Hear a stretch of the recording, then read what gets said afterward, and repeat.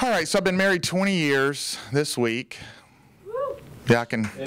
A lot of people clap right away. I can tell you I don't care at all about a nice 20-year monogamous relationship, but that's okay. It's okay. No, 20 years, and but the iPhone is ruining my marriage. Am I right? Like autocorrect changes the word precious and previous because it's only one letter different. So last week I accidentally tweeted on my anniversary, I love spending the last 20 years with my previous wife. Hashtag sleeping on the couch. It's not a Christ-like response to Twitter is what I'm saying, the iPhone. That's not good at all. But my son that we have is 6 years old. He's awesome. And whenever he's lying, I've been blessed as a dad because we can always catch my son lying because whenever he lies so slowly that it's obvious. Maybe y'all have this 6-year-old at home. I'm like, hey, buddy, did you break this vase? And this is what my 6-year-old says.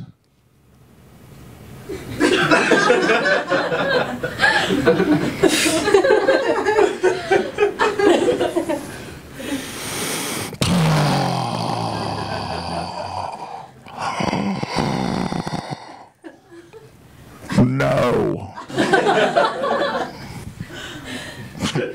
I think it's going to hurt him later in life when he gets married and his marriage, his wife is going to come in with that new red dress and be like, how does this dress make me look? And he's going to be like,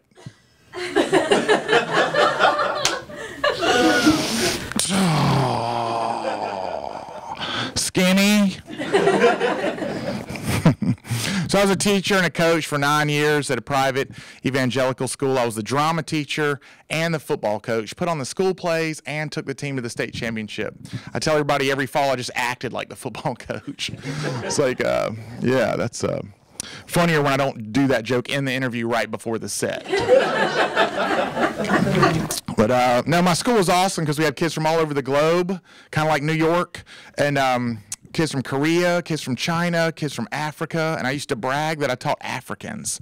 And my Caucasian friends would get immediately uncomfortable about, you can't say African, you have to say African American. And I'm like, no, idiot. The kids I teach are from Africa, they're African.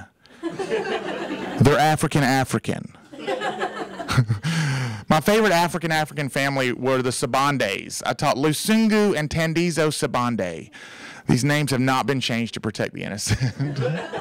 Lusungu is an African word that means mercy of God. And Tandizo is an African word that means Thomas. Some translations have it as Jamal. So. No, but Miss Sabande was late to football practice one day, and you couldn't understand what she said normally in her African English. And but she came late, and she had lost her mind. Oh, Coach Simpson, I cannot find my keys. Where are my keys? You have to help me leave my car. I cannot leave my car until I find my keys. Where are my keys, Coach Simpson? I was the football coach. I helped this woman look for her keys for a half hour. And then Lusungu and Tandizo came running around the corner, and she said, oh, here are my kids.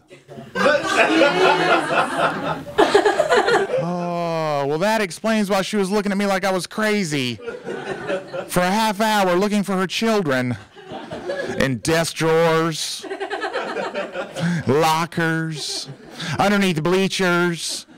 And picture me saying, you know what, Miss Sabandi, I saw someone here third period. Maybe the janitor got him. It is Friday. He probably locked him in his office for the weekend. Unless he took him home with him, in which case you're probably never going to see him again. Surely, Miss Sabandi, you can just make another set. I don't know what it's like in Africa, man, but here, they're like $1.80 at Walmart, is all I'm saying. Takes like 5 minutes. It's okay, ma'am. I used to lose mine all the time. So finally my wife bought me this string to tie them to, and I just swing them around and around and around. Yeah, so I was fired from that job. So we're broke. We're so broke we were coming home in our minivan. Saw a sign on a pole that said, lost dog, $300 reward. And my wife turned and looked at me and said, hey, Marty, I know what we're going to be doing all afternoon. And then Walt from the back of the van is like, yeah, stealing dogs. We made $2,400 last week. That's what I'm saying. But we had all the dogs in the back of my van. It was in the middle of the night. That's when you do that, in the middle of the night, if you're keeping track and of when you steal dogs in your neighborhood. It's in the middle of the night. And I rolled through a stop sign, and a police officer stopped me and was like, Mister, I need to see your license and registration. And are all these dogs in the back of this van yours? And I was like, Mr. Officer, you need to understand, this is my neighborhood, and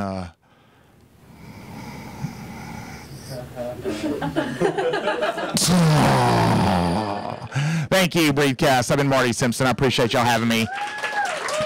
Appreciate it. Thank you.